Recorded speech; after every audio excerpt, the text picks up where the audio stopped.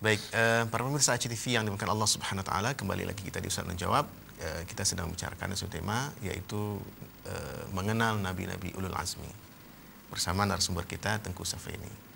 Nah, tadi kita sudah selain dari mengenal profil nabi-nabi itu dan tugas mereka, ya, kita juga sudah tahu perjalanan hidup dari masing-masing nabi yang mendapatkan tantangan yang besar dari umatnya. Tapi mereka kemudian teruji kesabaran mereka, teruji kekuatan hati mereka, sehingga Allah kemudian menamai mereka ulul azmi minar rusul, ya, rasul-rasul dari ulul azmi. Baik, Tengku. Jadi ada juga hadis Nabi yang lain ini, ya. Jadi Nabi pernah menyebutkan bahwa perumpamaan beliau dengan nabi-nabi yang lain, nabi-nabi sebelumku, kata beliau, ya, inna mathali wa mathalal anbiya min qabli kamathali rajulin bana baitan. Jadi perumpamaan aku dengan nabi-nabi sebelumku bagaikan sebuah rumah, bagaikan seorang laki-laki yang bangun sebuah rumah, fa ajmalahu wa ahsanahu. Lalu mereka membaguskan rumah itu, memperindah rumah itu. Lalu orang-orang pun berkeliling, mengelilingi rumah itu. Setelah dikelilingi, ternyata ada satu batu bata yang masih belum ada di rumah itu. Maka Nabi mengatakan, akulah batu bata itu, dan akulah penutup para nabi. Ya. Nah, jadi kalau kita lihat dari ucapan Nabi Muhammad SAW ini menjelaskan bahwasanya beliau meskipun sudah disebut Sayyidul Anbiya wal Mursalin, tapi beliau tidak merasa diri beliau yang paling oke di antara yang empat ini, bahkan di antara yang lainnya juga. Ya. Tapi beliau katakan, aku hanya mengisi yang kekosongan sedikit itu. Itu bagaimana kita memaknai ucapan Nabi ini? Ya, baik. Salah satu sifat Nabi ini kan beliau ini sangat tawadhu orangnya. Ya. Walaupun sesekali beliau pernah juga mengatakan ana sayyidu waladi Adam yaumul qiyamah. Jadi bahkan ada juga beliau mengatakan seandainya Musa masih hidup maka dia akan beriman kepada saya. Ini bukan bermakna beliau dalam bahasa beliau ini beliau menyombongkan diri, beliau bukan. Kemudian dalam pemahaman hadis tadi bahwa beliau ini penyempurna dakwah nabi-nabi yang sudah. Artinya ketika para nabi dan para rasul menyampaikan dakwah, berarti masih ada kekurangannya. Jadi kemudian beliau yang menyempurnakan itu. Artinya atau bisa kita maknai bahwa beliau ini sebagai rasul penutup. Jadi ketika nabi-nabi ini sudah banyak tapi masih ada celah satu bata. Jadi beliaulah yang menutupnya. Maknanya ketika beliau menjadi nabi tidak ada lagi nabi setelah beliau. Nah, jadi tidak ada nabi setelah Nabi Muhammad alaihi salatu wassalam. Bahkan kalau dulu ada nabi kemudian anaknya juga diangkat menjadi rasul. Sedangkan nabi kita Nabi Muhammad, anak beliau ini kan laki-laki kan meninggal ketika kecil. Jadi hikmah diwafatkan anaknya ketika kecil supaya jangan nanti ketika besar tidak jadi nabi. Kalau besar tidak jadi nabi itu kan ada kekurangan nanti pada nabi kita Nabi Muhammad. Sedangkan rasul ini wajib mempunyai sifat kesempurnaan.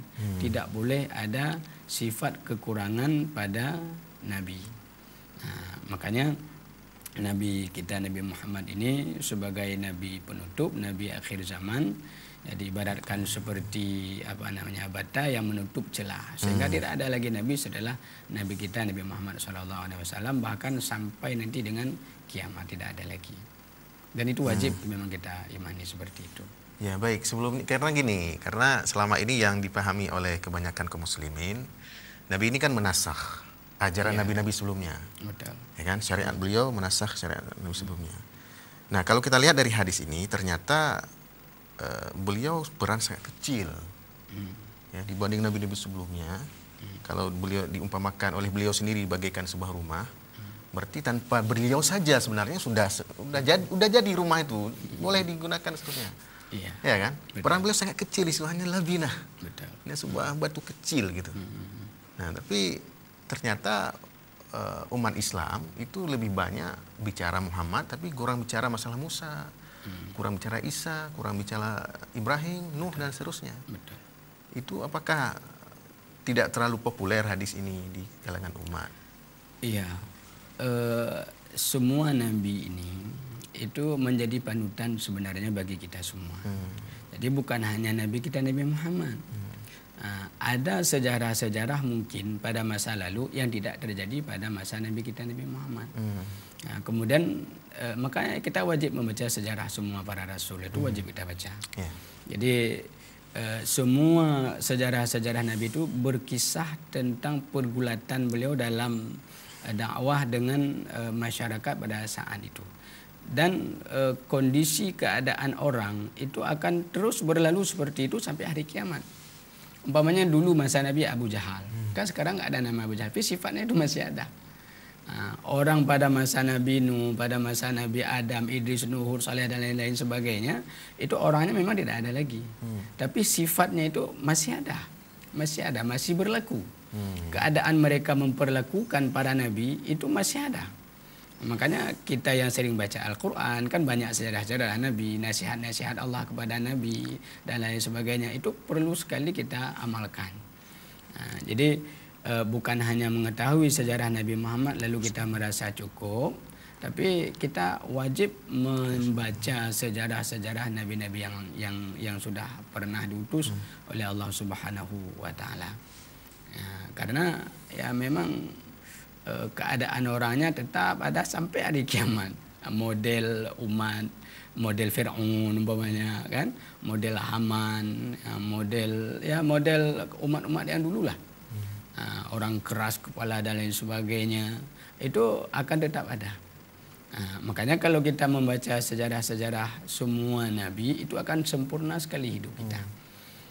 Jadi selain dari sejarah Nabi kita Nabi Muhammad, sejarah-sejarah umat lain itu sangat penting untuk kita pahami.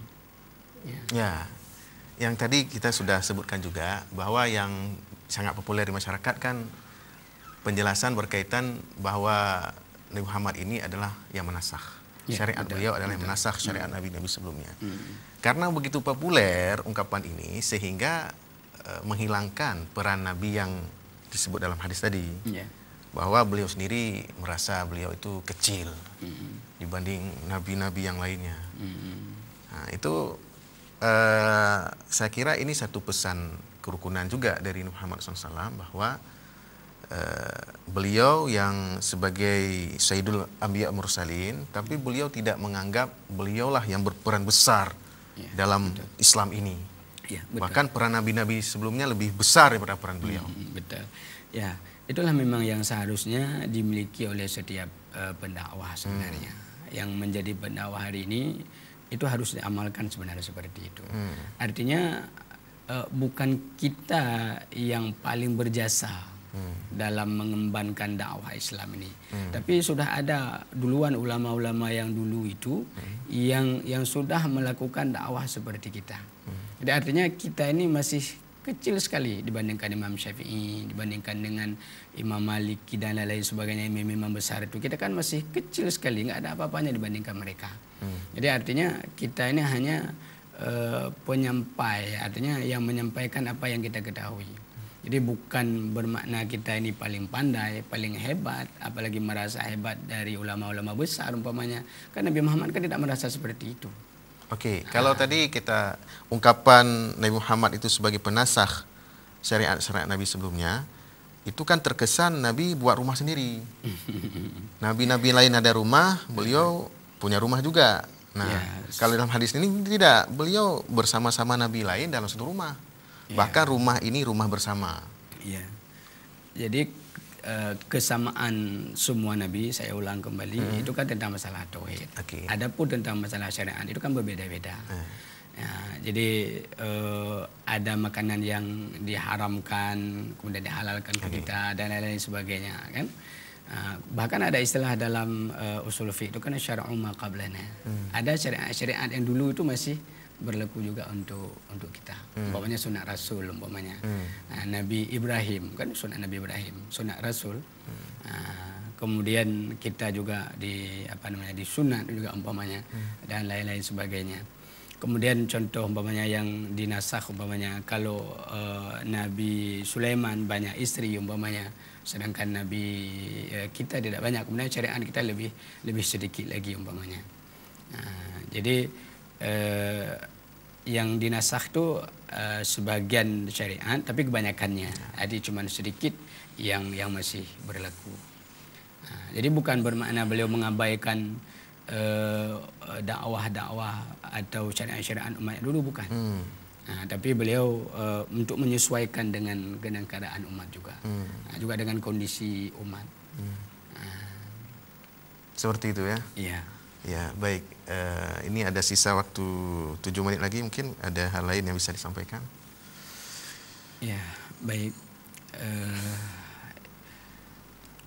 Hikmah kita mempercayai atau mempelajari tentang nabi-nabi ulul azmi ini, bahwa semua rasul yang ulul azmi ini, rasul-rasul yang ulul azmi ini, ya beliau punya kesabaran yang sangat luar biasa ketika beliau dalam menghadapi keluarganya, dalam menghadapi masyarakatnya, dalam berdakwah, dalam mencari rezeki dan lain-lain sebagainya.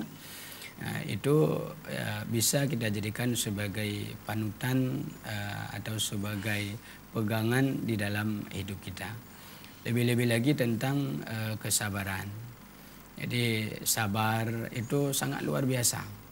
Jadi kalau kita mau sukses, kalau kita mau hebat, itu salah satu caranya kita mesti sabar. Karena lewat kesabaran itulah kita akan menjadi orang-orang yang berhasil. Kalau kita tidak sabar dalam mengerjakan apapun, itu dipastikan akan gagal. Maka kenapa Nabi Ulul Azmi ini sukses, kemudian beliau hebat dalam pandangan Allah sampai beliau diberi gelar dengan Ulul Azmi, mempunyai pangkat yang tinggi yang sangat luar biasa, itu disebabkan beliau sabar ketika beliau menghadapi segala persoalan hidup di dalam kehidupan beliau. Jadi bahkan kita sudah berulang-ulang ya diajarkan oleh Allah Subhanahu wa taala dalam Al-Qur'an bahwa orang-orang yang sabar itu akan sukses, akan hebat dan akan berhasil segala cita-cita yang dia inginkan. Seperti itu. Baik, para pemirsa TV Allah muliakan. Terima kasih kita ucapkan kepada Tengku Safaini yang telah membahas tema kita ini, mengenal Nabi-Nabi Ulul Azmi. Dan juga kepada para pemirsa CTV dimanapun Anda berada, kita tutup dengan doa kafaratul majlis. Subhanakallahumma bihamdika asyhadu an la ilaha illa anta astaghfiruka wa atubu ilaik. Assalamualaikum warahmatullahi wabarakatuh.